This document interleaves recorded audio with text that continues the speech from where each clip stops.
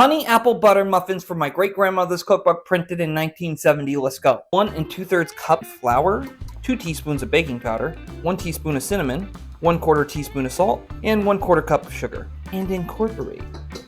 Now in the second bowl, 1 beaten egg, 1 tablespoon of honey, 2/3 cup of milk, 1/4 cup of oil, and incorporate. Then we add that into other bowl and incorporate that together.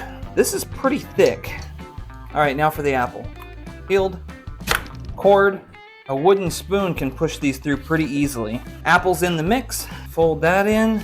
Preheat the oven to 375, and these are going in the jumbo muffin pan. So it says fill them up 2/3 of the way. We ended up with 5 jumbo muffins. 375 degrees for 25 minutes. Me personally, I'm gonna brush these with melted butter. The jumbo muffins cooked for 40 minutes, not 25. Prep and cook time was a total of 50 minutes. The recipe has powdered sugar on top. It's optional. I don't know about 6 tablespoons, maybe if these were small muffins, but not on the jumbos. And there you have it. Now let's try it out. We're gonna let it rest for a minute and then we're gonna dive in. All right, it's been resting, so let's try it.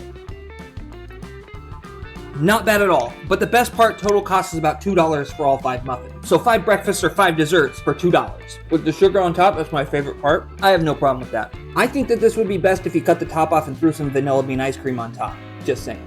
But with that, follow to see more. We'll see you on the next one.